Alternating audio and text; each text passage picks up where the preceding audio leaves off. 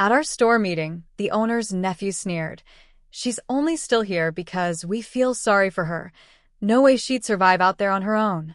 I bit my tongue as everyone laughed. Quietly, I spent the next 3 months training at night for a new role. When I quit, half the staff followed me, leaving their family business, gasping for breath. I never thought I'd be the kind of person who gets humiliated at a staff meeting. I'm not loud. I don't start trouble. I show up early, I stay late, and I take pride in my work, even if no one notices. But that day, sitting in that tiny break room with a half-eaten box of donuts in front of us and the stench of Travis's cologne hanging in the air, I felt smaller than I've ever felt in my life. Let me start from the top. I've worked at Rainer Hardware in Kent, Washington for 9 years. Almost a decade. When I started, it was just a steady job while I figured things out after my divorce. I didn't expect to stay long, but time got away from me. Rent went up, my knees started aching more, and the job stayed the one thing I could count on. I knew the regulars. I knew every item in that store down to the aisle number. I had relationships with the suppliers and delivery guys. It wasn't just a job. It was my routine, my security. Dave Rainer, the original owner, was old school. Treated people right. He didn't talk much, but he knew who worked hard and who didn't. When his health started to decline, he passed the reins to his nephew, Travis. That's when everything started to go downhill. Travis was all shine, no grit. 20-something, cocky, with a business degree and zero real-world experience. His mom was Dave's sister, and she convinced him that bringing fresh ideas into the store would keep it alive. What it actually did was turn it into a joke. He walked in on his first day with gelled hair, a tablet, and a Bluetooth headset he never used. Started throwing out buzzwords like synergy and agility. Cut hours for the older workers. Boosted his buddies' pay even though they spent most of their shifts vaping behind the store. It was obvious from the beginning he had it out for me. He once told me, to my face, that the store needed young energy. I told him young energy doesn't mean much when nobody knows how to operate the cash drawer or reorder stock. He didn't like that. From then on, I was the target. He took me off morning shifts, gave me all the closings, took away my register keys, claiming policy update, gave my duties to a 22-year-old who couldn't even count back change. Still, I kept showing up, kept my head down. I figured I could outlast him. Then came the meeting. It was the first Monday of the month, like always. Everyone crammed into the break room, sitting on mismatched chairs or leaning against the walls.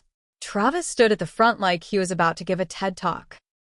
He babbled on about modernizing and streamlining operations. It was all garbage.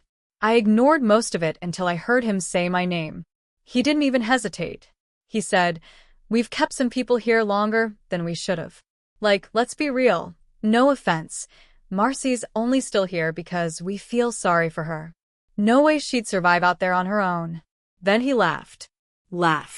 And a few others laughed with him. Right there. In front of everyone. I felt my stomach drop. My ears burned. I looked around, and no one met my eyes. Some of the younger guys chuckled. A couple coworkers looked down at their laps. One girl mouthed sorry to me, but no one said a damn word. Not even to tell him that was out of line. I didn't say anything either. I couldn't. My throat felt tight. I just nodded, picked up my notebook, and stayed silent until the meeting was over. But something changed that day. I went home, sat in the dark, and stared at my kitchen table for hours. I'm not dramatic. I've never quit a job without something else lined up. But I knew in that moment that staying there would eat me alive. I decided to leave, but I wouldn't just walk away. I was going to make damn sure Travis regretted ever calling me weak. I spent that night researching. I found an online certification course in supply chain management. It was fast-tracked, and it had solid reviews. It wasn't cheap, but I used my emergency savings. I figured, if not now, when? For the next 3 months, I worked all my shifts at the hardware store and came home to study. I'd sit at my tiny kitchen table until 2 in the morning, learning everything from vendor negotiations to inventory forecasting. My back ached. My eyes were always tired. I lived off caffeine and Advil. But I kept pushing. About a month in, I reached out to an old friend I hadn't spoken to in a while, Gina. We went to high school together, lost touch, but stayed connected through Facebook. She'd been promoted recently to general manager of a new industrial supply store in Auburn. I remembered seeing her post about hiring. We met up at a diner off the freeway. She ordered pancakes. I told her everything, from Travis's comment to my certification. She listened, shook her head, and said, "Screw that little brat. You want in, you're in. When can you start?" I didn't answer right away. I told her I needed time to finish my training and work out a plan. Because I wasn't just leaving. I was going to take the best people with me. For the next 2 months, I watched. I listened. I kept track of every complaint, every whispered, "I'm sick of this place." I knew who was fed up, who was looking for other jobs, who deserved better. Then, on a Tuesday morning in late March, I walked into Travis's office, handed him a typed resignation letter, and said, "I'm putting in my 2 weeks." He barely looked up. Cool, no problem. He had no idea what was coming. Over the next few days, one by one, my coworkers followed. Ava from paint, Kyle from shipping, Nate from inventory, Maria, who'd been at the register for 5 years. Even Devin, who Travis once called his right-hand man. 7 of them put in notices by Friday.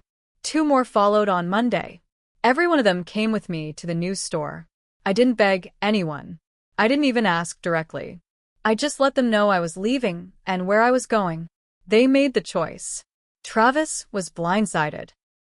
He held a crisis meeting on the sales floor and actually yelled at people in front of customers. Said things like traitors and disloyal. One of the teenage stock boys quit on the spot. I'd already cleaned out my locker. Last I heard, they had to shorten their hours and shut down Sundays because they didn't have enough trained staff. Dave Rayner tried to come in and fix things, but he was too old, too tired, and honestly, too late. Meanwhile, I'm now assistant manager at the Auburn store. We're organized. We have structure. We treat people like human beings. Sales are up. Morale is through the roof. And me? I've never felt stronger in my life. The first few weeks at the new store felt like coming up for air after being held underwater for too long. It was busy, more than I expected. But it was also cleaner, better stocked, and the leadership respected us. Gina didn't micromanage. She asked questions, listened to ideas, and actually gave credit when it was due. I was still getting used to it, honestly. After years of being treated like a leftover, being valued felt strange. But we didn't stay under the radar for long. Travis found out exactly where we went. I don't know how. Maybe a customer mentioned it, or maybe one of his buddies saw one of our Instagram posts. Either way, it didn't take him long to show up. It was a Wednesday afternoon, right before close. I was at the front counter helping a customer when I saw him walk through the sliding doors. Travis, wearing sunglasses. Inside, like an idiot. He marched past the aisles straight to Gina's office, didn't even ask for permission. I followed him back there, told him he had no business being in our store. He said, "You really think you're better than us now? You think you can steal my team and just get away with it?" I told him, "They weren't yours. You treated them like garbage. They left because you gave them every reason to." He laughed, fake and loud, and said, "You're a joke, Marcy. Enjoy playing manager while you can." Then he turned to Gina and said, "I'll make sure the people who backed this place regret it." We had security escort him out. I didn't think much of it at first. Travis always talked big, but he never followed through. Problem is, this time he actually did. About 2 weeks later, one of our major shipments didn't show. Then another. We called the supplier. They claimed there was a miscommunication, that someone from our side said to cancel the orders. But we never did. Turns out, Travis had contacted several of our mutual vendors and started spreading lies. He told them we were going under, that Gina was being investigated for fraud, that the store was switching ownership and wouldn't pay invoices. It worked for a bit. 2 vendors put us on hold, and 1 paused shipments until they could verify the situation. It was sabotage. And it hit us fast. Gina was furious. She called one of the suppliers directly, got them on speaker in the office. I sat next to her as she calmly laid out the truth. Told them she had the licenses, receipts, and paperwork to prove everything. Showed them we'd paid our bills on time. It took days of phone calls, emails, and digging through contracts, but eventually things settled. The vendors backed off. One even apologized and said, "We've had weird dealings with that other guy anyway." But the damage was done. Customers noticed some shelves were empty. We had to offer discounts to keep people coming back. I knew it was Travis. I just didn't have proof. Until one day, Ava, who used to work in Rayner's shipping department, came to me shaking. She said, "Marcy, you're not gonna believe this." She held up her phone. A screenshot from one of her old work group chats. Travis had accidentally sent a voice memo to the group, meant for someone else. In it, he said, and I quote, "If we make their supply lines choke for a month or two, they'll come crawling back." That was it. That was the nail. Gina forwarded it to the suppliers. Some were pissed. One actually dropped Rayner hardware altogether, saying they didn't want to be involved in unprofessional games. It didn't end there, though. 2 weeks later, I got a message from an unknown number. Just a single sentence. "You think you've won, but this isn't over." I didn't reply. But I did start keeping copies of everything, emails, invoices, even texts from old coworkers who still worked at Rayner and said things were getting weird.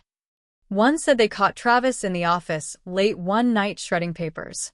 Another said Dave Rayner was thinking of stepping back in, but that he blamed me for ruining his family. I wanted to ignore it, focus on my new life. But it was getting harder. One morning, I came outside to find my car windshield smashed. Nothing was stolen, just broken. And sitting on the ground, right under the glass, was a printed copy of my resignation letter. No note, no fingerprints, just that. I didn't call the police right away. I didn't want drama, but I filed a report anyway, just in case. I wasn't scared. I was pissed. I knew what Travis was trying to do. He wanted to rattle me, make me look over my shoulder, wear me down until I slipped up. But he underestimated how far I was willing to go. He wanted war? He was going to get it. After the windshield incident, I stopped giving Travis the benefit of the doubt. I'd been trying to stay above it all, keep things clean, focus on the store, protect my team, rebuild my life. But it was clear he wasn't going to stop. Not until he ruined everything I had. So I started preparing for what came next. I wasn't alone. Gina was angry too. She saw the damage he caused and knew it wasn't going to stop with a few fake vendor calls or busted glass. But she also reminded me we had one thing Travis never had, people who actually trusted us. While I handled day-to-day store operations, Gina started digging. She called in a favor from her cousin, who worked in legal compliance for small businesses. He took one look at what Travis had been pulling. The voice memo, the blocked shipments, the damage to my car paired with that resignation letter, and told us to start documenting everything. He said, "If he's messing with vendors and using threats to disrupt your business, that's tortious interference. It's not just shady, it's illegal." That gave me something to hold on to. Something solid. But things got worse before they got better. One of our new hires, Trevor, was a solid kid, 19, smart, eager, always early. After his second month, he came to me looking nervous. "Hey, Marcy? I think someone offered me money to spy on you." I blinked. "What?" He handed me his phone. On it was a text from an unknown number. "Get photos of the stock reports or customer accounts, $400 upfront." Trevor didn't respond. He said he didn't recognize the number, but the area code matched Kent. And he said when he asked around, a buddy of his said someone from Rayner Hardware was looking for inside info on the Auburn store. I was furious. That night, I stayed in the office late, going through files. I didn't sleep much. I kept thinking, what if he gets someone to say I did something wrong? What if he fakes an invoice or claims I stole business records? Travis was slippery. Not smart, but dirty. I didn't tell my team everything right away. I didn't want to scare them. But I sat them down after hours and told them we were being watched. That everything we did had to be clean. No shortcuts. No sloppy work. No loose talk. If anyone came around asking questions, they were to direct them to me or Gina. I also reminded them why we left in the first place. You didn't leave for money, I said. You left because he disrespected you. Because he thought we were disposable. Now he's scared. Because we proved we weren't. That fired people up. I could feel it shift. Then something unexpected happened. 2 weeks later, I got an email from an old coworker at Rainer Hardware, Marcus. He'd been quiet during the staff meeting when Travis humiliated me, but he was always decent. His message said, "I'm sorry. I should have spoken up that day. You didn't deserve that. I stayed because I thought things would blow over. But it's getting bad over here. Real bad." He went on to explain that since the mass walkout, Travis had tried to restructure the whole place. Cut hours, fired a long-time employee over a bad attitude, and brought in a cousin from Spokane who had zero retail experience. Customers were complaining. Yelp reviews were piling up, most of them about Travis himself. Then came the real bombshell. Marcus said Travis had started funneling store expenses into a fake consulting company. The company was supposedly managing outreach, but didn't exist on any registry. He said he found invoices that didn't match product deliveries. Said he overheard Travis telling someone on the phone, "They'll never catch it. Old man doesn't even read the reports anymore." If that was true, it meant Travis wasn't just sabotaging us. He was stealing from his own family business. I didn't know whether to feel angry or just disgusted. Gina and I brought this new info to her cousin, the legal one, and he started putting together a case file. If we could prove Travis was committing fraud or embezzlement, we could not only protect ourselves but possibly end this once and for all. That's when I made the decision to stop reacting and start fighting. I called Marcus and asked him to meet me. He was nervous, but he showed up. We sat in my car behind the diner where Gina and I first made our plan. He handed me a flash drive. Said it had copies of the fake invoices, payment logs, and a screenshot of Travis's consulting company email domain, which didn't match the official store address. "This could get me in trouble," he said. "But he's gone too far." I promised him I'd protect his name. The next day, I sent the full file anonymously to Dave Rainer himself. I didn't expect much. Dave had been checked out for years. But 2 days later, word spread fast. Travis had been pulled from the floor. Some customers overheard Dave yelling in the back office. A week later, the store closed for renovations. But I knew better. We'd cracked something open. Still, it wasn't over. Because someone else had entered the picture now, Dave's daughter, Emily. She came into our store a few days later, cool and polite, but sharp. She said she was taking over the family's business interests while they sorted things out. She asked to speak with me alone. We sat in the break room. "I'm going to be honest," she said. "I don't care about Travis. But I do care about this brand. My family's name." I didn't say anything. I just waited. She continued. "You've done well here. I respect it. But if this gets messy, it could affect everyone. You. Us. Your team. Are you prepared for that?" It wasn't a threat. It was a warning. I told her, "I'm not looking to hurt your family. I just want the truth to be seen." She nodded once, stood, and left. And just like that, it felt like the war wasn't just with Travis anymore. It was with the entire machine that protected him. But I wasn't backing down. Not now. After that meeting with Emily, things felt different. Not quieter, heavier. Like something big was coming, but I didn't know from where. She hadn't threatened me. Not exactly, but her message was clear. Back off. Or get ready to bleed. I told Gina everything. She wasn't surprised. "They'll try to clean it up before it gets out," she said. "But we've got more power than they think. You didn't just take a job, Marcy. You built something better." And she was right. The team at our store had become like a second family. We stuck together. No lies. No bullying. Just hard work, respect, and decent pay. We didn't wear matching polos or chant about family values like Travis made people do, but our place worked. and that scared them. But what really pushed things over the edge was something I didn't see coming. A customer came into our store one morning. Older man, maybe late 60s, wearing a faded Rainer hardware cap. He asked for me by name. "You Marcy?" I said yes. He handed me an envelope. Inside were 8 printed emails and a short note. "Thought you might want these. I don't like snakes." The emails were between Travis and a man named Craig Hastings, a known supplier rep. In them, Travis begged Craig to delay our orders. Even offered cash bonuses for making it look like our store had unpaid bills. Craig never agreed to it, that much was clear, but he never reported it either. Just strung Travis along for a few weeks, then ghosted him. That was the last piece I needed. I took everything we had, voice memos, screenshots, the fake invoices, vendor emails, and now these, and gave them to Gina's cousin, the legal expert. He compiled a full report and filed it with the Washington State Attorney General's office. What followed was fast and messy. Investigators showed up at Rainer Hardware without warning. The place was still half open, running a sale to keep customers coming in, but that stopped immediately. They froze the business bank accounts, took computers, questioned staff. Word spread like wildfire across Kent and Auburn. Travis was pulled out in handcuffs 2 days later. Not just for sabotage, but for fraud, attempted bribery, and falsifying business records. The consulting company he invented? A shell account. He'd been redirecting funds into it for over a year, even before I left. But karma didn't stop with him.